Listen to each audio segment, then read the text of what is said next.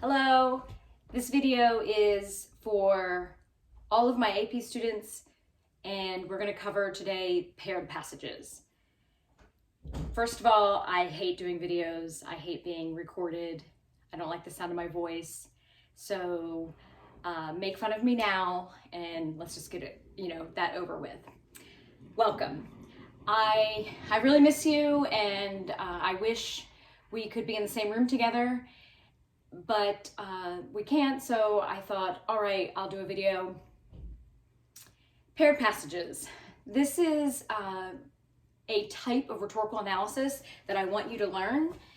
And I know that right now it seems a little silly at this late hour to be learning what seems like a new type of rhetorical analysis, but paired passage is not. It is really just rhetorical analysis, but a different kind of like look on the page. All right. The reason why I'm doing this is because I know from past experience and students who have said that this is what really altered their ability to really read a passage, rhetorical analysis passage deeply. So it's going to give you some strategies to do that. As I've said, and I will say many times in an email, the best thing you can do for this exam for May 20th is practice. Practice essays. Time yourself and write an essay. And feel free to submit it to me and I'll give you feedback, or if you don't want to, don't do that. It's absolutely fine if you don't submit it. This is all optional, but I really believe this is the best thing you can do for yourself. You deserve to get a good score on that exam. And I think, with this practice, I know that you will do well in this exam. I'm going to give you a total of 6 to 8 prompts from now until the actual exam. And the more you practice, the better you're going to be that day, right? Also, the better, deeper reader you're going to be and better writer, which are the skills you need for college. So here we go. Paired passage. Essentially what you have is you have 2 columns on the page, and you probably prior to this video you want to print those out or at least have them up on your computer while you're listening. You're going to have the 2 passages on the page, and they're going to function in some way, whether it's going to be a complete correspondence, 2 letters, or 2 authors writing about a similar topic and from their own perspective and with a goal that might be different. So look at it that way. What's nice about the paired passages is that the shift is already done for you, because you have one passage on the left, if we're looking this way, on the left, and then one passage on the right, and they're separated. So that's how you're structuring your essay. So you don't have to guess at where is that shift, okay? So just a couple of things. The introduction is not different. So you typically are going to have a hook or engage your reader about the topic, okay? And the next thing is provide some context, and then you will have your thesis. Remember, the prompt is the most important thing in terms of determining, what you're trying to do. You want to break down that prompt and make sure you understand what explicitly you're being asked to do and implicitly. So it's typical to say, how does the author use rhetorical strategies to convey their purpose? That's, pretty generic, but that is always going to be some version of what you'll see in the prompt.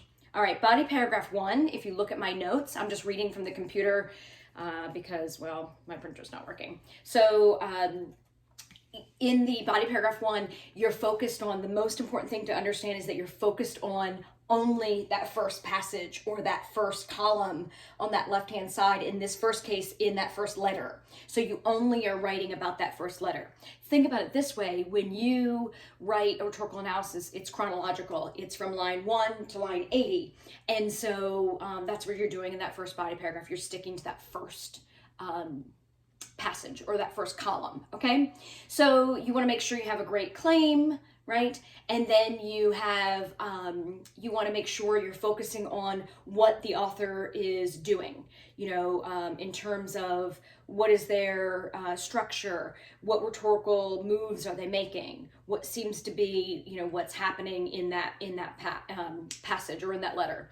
And then you think about how they do it. So it's always about their moves, what moves they're making, the verbs, and then how they're doing. And that's when those devices come into play. And remember, it's not about the fancy words of all these devices. It's about, how they use the structure, how they set up their argument. And that's okay to talk about it that way, even though this is not an argument prompt, but they are making an argument in their text, as you know. All right, claim, evidence, commentary, you have that topic sentence, then you go into your evidence, and that's where you can pull directly from the passage. Direct quotations, yes, you should always do that. In terms of line numbers, there's no expectation that you have line numbers if you're using direct quotations from this, okay? And yes, you should always use direct quotations. So don't worry about line numbers. It takes too long to worry, and figure it out. This is a letter where you don't really have line numbers, but in normal passages, they might even have line numbers for you. You don't have to worry about those. All right, and then of course, claim, evidence, commentary, if you can have more evidence and commentary, and then that synthesis kind of making that a complete paragraph. You go into your second body paragraph. As you know, you want to transition. You need to use a transition and just kind of going from one to the other, even if it is, while, the passage 1 is doing something in a certain way, passage 2 takes another approach. Okay, so make sure you do that. In body paragraph 2, you are going to go back and forth between the second and the first. So do you understand? You're still kind of going chronologically, but each time you address something in that second body paragraph, or that second column, in your second body paragraph, you're going to go back and forth comparing the differences, not what they're doing the same, because really with all these passages, the idea is that it's really about how they're different, because they may be the same topic, but they're approaching it differently. Like one of the topics is birds, seeing a flock of birds. One author may have a certain approach or a certain, kind of view or vision of what they're seeing, and another author has another, way of seeing it, way of seeing those birds. And so that's the idea. So your second body paragraph, as it says in the directions, is to go through and compare the second column, which is in this first case here, a second letter to the first. Okay. Conclusion is, really, remember, it's shorter, but it's about the idea that you have this evolved thesis, that in some way you know more now, because you read both of the letters and you know more after doing all this analysis, even though your thesis does forecast, or blueprint your essay. This is where you become more you actually answer the question of, which one's more effective. Okay, you don't necessarily have to fully answer that in your thesis because it's like, do you really have that answer until you've done all the analysis? Okay, that might be a little confusing. I'm happy to take questions about that. But I just want to read the 2 letters to you, which I'm calling the first practice essay. I'm just going to read the 2 letters to you because I want you to get that experience. And then afterwards, I would say after watching this video, sit and write the essay. Okay, so here we go. And I don't want this video to be too long. We're already at 8 minutes. Okay, here's the prompt. The following letters constitute the complete correspondence between the executive of the Coca-Cola Company and a representative of Grove Press. Read and annotate the first letter first. Yes, that's on the left. And complete to get a complete idea of the author's purpose, then the rhetorical moves, then style. Then the response. The response is that second letter. Then write an essay analyzing the rhetorical strategies each writer uses to achieve his purpose, explaining which letter offers the more persuasive case. And that's what I was saying about, that's kind of where you maybe will allude to it in your thesis, but in your conclusion, you're pretty definitive. Okay? So let's go ahead and annotate that prompt quickly. So Coca-Cola Company, right? You know me and my Diet Coke. So you guys know that company. It's a huge company, right? Just then, now, whenever, the dates are on these letters. There's 1970. It was huge then as well, right? The second one, a representative of Grove Press. That might not mean anything to you, in terms of what's Grove Press. Well, you could probably guess the press part means something about publication, that sort of thing. But that's just, again, you're sitting here reading this the first time, you don't know. So Grove Press. The only thing I'll say is, if you don't know it, it's probably because it's not nearly as big of a corporation as Coca-Cola. Okay? So you know that in terms of just, knowing who they are, knowing the authors. All right, and then it says that you need to focus on the author's purpose, then their rhetorical moves. Remember, that's about what they're doing, and that's me trying to get you away from just looking at devices, okay? And then, of course, at the end, you are going to determine, what is each author's purpose, and then at the very end in your conclusion, what is the, who you think is more effective. All right, the first letter. Here we go. Annotate, pen in hand, pencil in hand, whatever you have, computer, whatever you're doing. March 25th, 1970. This, the salutation at the top, that's the address and everything. This is to whom the letter is directed. So this person, whoever this is, we haven't looked at the signature yet, but this person is writing to Mr. Seaver, who apparently is an executive vice president at Grove Press. Here we go. Listen to the letter. I'm not as good at doing this as a lot of you in class, so forgive me. Dear Mr. Seaver, several people have called to our attention your advertisement for Diary of a Harlem School Teacher by Jim Haskins, which appeared in the New York Times March 3rd, 1970. The theme of the ad is, "This book is like a weapon. It's the real thing." Since our company has made use of "It's a Real Thing" to advertise Coca-Cola long prior to the publication of the book, we are writing to ask you to stop using this theme or slogan in connection with the book. We believe you will agree that it is undesirable for our companies to make simultaneous use of the real thing in connection with our respective products. There will always be likelihood of confusion as to the source or sponsorship of the goods, and the use by such prominent companies would dilute the distinctiveness of the trade slogan and diminish its effectiveness and value as an advertising and merchandising tool. "It's the Real Thing" was first used in advertising for Coca-Cola over 27 years ago to refer to our product. We first used it in print advertising in 1942 and extended it to outdoor advertising, including painted walls, some of which are still displayed throughout the country. The line has appeared in advertising for Coca-Cola during succeeding years. For example, in 1954, we used "There's This About Coke. You Can't Beat the Real Thing" in national advertising. We resumed national use of "It's the Real Thing" in the summer of 1969, and it was our main thrust for 1970. Please excuse my writing so fully, but I want to explain why we feel it necessary to ask you and your associates to use another line to advertise Mr. Haskins' book.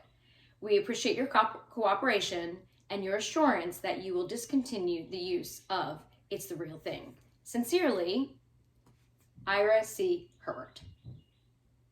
Okay, besides me messing up a bunch of words and trying to talk faster than my mouth will let me, what can we say about that text? So you go back through now and you're looking at it thinking, okay, in paragraph 1, what is he doing? What is Herbert doing in this letter?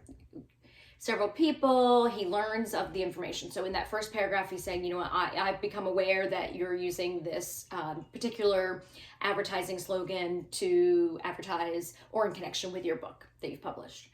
And then in the next paragraph, it says, since our company has made use of "It's a Real Thing" to advertise, in the next paragraph, what is he doing? He's saying, look, we've had this slogan long prior to your publication. So he's kind of establishing their connection to it, or almost their ownership to it, right? We've been doing this longer than you, so, we have the rights to it.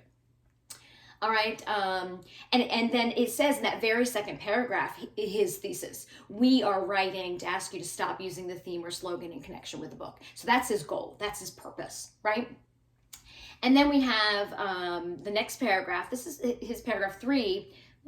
His paragraph 3, and he is saying, Herbert is saying, we believe you will agree that it is undesirable for our companies to make use of this slogan at the same time. We believe you will agree. So that's kind of like, we find you to be reasonable people, and we think you'll agree that it's probably not in our best interests as companies to use it at the same time, because there might be some kind of confusion. I'm taping. There might be some kind of confusion. And then you go into the next paragraph, and it says, it's the real thing was first used. So what's he doing in that next paragraph? It is, let's see, the fourth paragraph. So we're saying it's the real thing was first used in advertisement. That whole paragraph, which is pretty lengthy, right? It is all the history of the them using that particular slogan. So, lots of examples. You've got years there. I mean, establishing that they've been using the slogan for a very long time, and this whole history lesson, right? So that's what he's doing there. And then the next paragraph is, please excuse, it's almost that little bit of concession, right? Please excuse my writing so fully, but I wanted to explain why I feel it necessary to ask you and your associates to stop using it, essentially. So it's like, look, please excuse, me writing so fully. Look at the last line.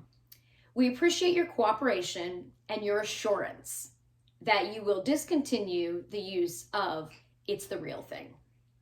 All right, so that's the first paragraph, or first letter, first passage. Hold on one second. I'm going to be a very long time. You're going to have to come back. The first passage. So now that you've read everything, you want to make sure you have a sense of what this author's purpose is, correct? And that was very clear from the beginning, right? So, and what moves they make. So we talked about what the paragraphs are doing, and then how they're doing it. So look now into those paragraphs and say, okay, and I kind of alluded to some of the things already about giving lots of examples or a history lesson, the various things that you see in terms of that, okay? All right, this is really crazy long. So little intermission there with my daughter, coming in to ask questions and interrupting me. But here we go. Now, I want to read the second letter to you, give you a little bit more information, and then I want you to write the essay, okay? Here we go. This is the response, and this was written March 31st, 1970, and of course to Mr. Herbert. Dear Mr. Herbert, thank you for your letter of March 25th, which has just reached me, doubtless of the mail strike. We note with sympathy your feeling that you have a proprietary interest in the phrase, it's the real thing, and I can fully understand that the public might be confused with our use of the expression and mistake a book by a Harlem school teacher for a 6-pack of Coca-Cola.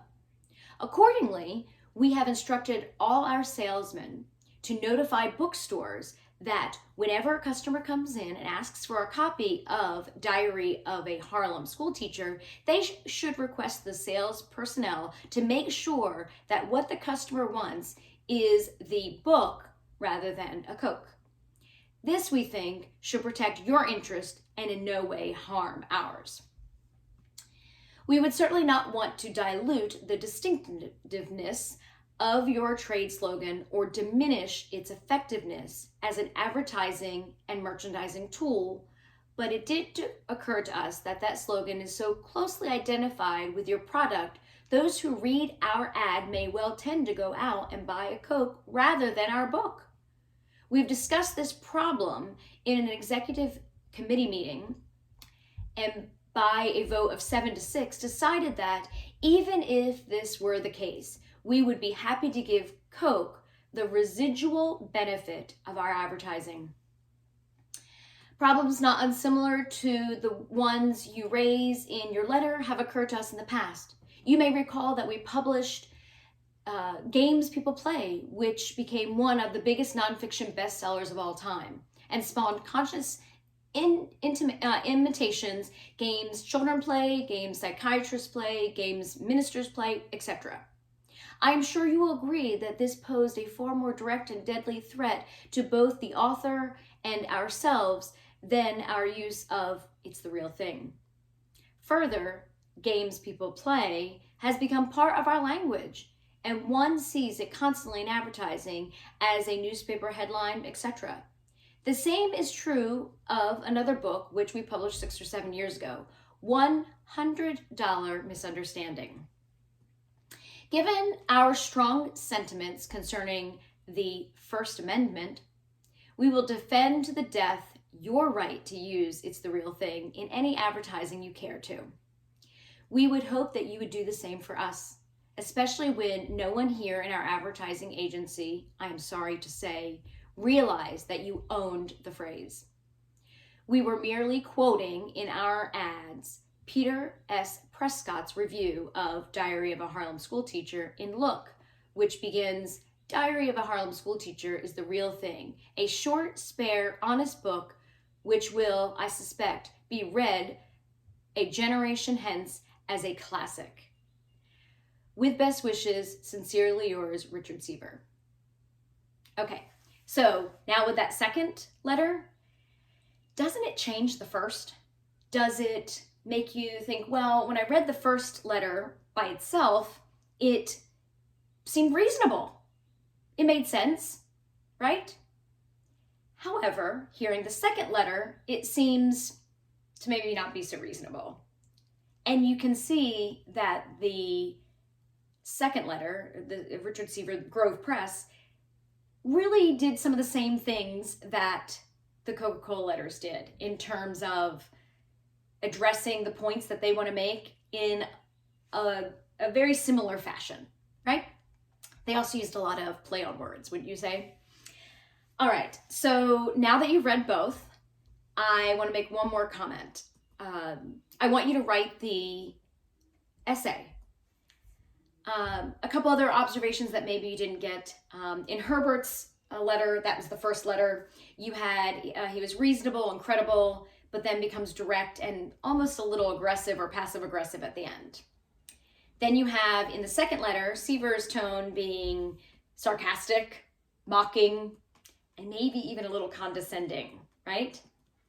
In terms of detail or argument that they're making, in the second letter, Seaver uses the exact same words in some cases to counter and basically, make the argument. Wordplay I already mentioned, and let's see. He does call it a $100 misunderstanding, which I think to Coca-Cola is not a lot of money. Please excuse me is what the first letter says, right? He says that at the end. And to ask, and then your assurance. So he's kind of, we're hoping you'll agree with us. And that's kind of like his final argument. And then in the second letter in the passage, I think it's pretty significant that Grove Press mentions the First Amendment, right? That's kind of like the big, there you go. And that was kind of the last bit of information.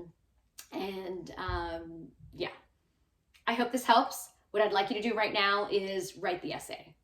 And I promise the next video won't be this long. Thank you.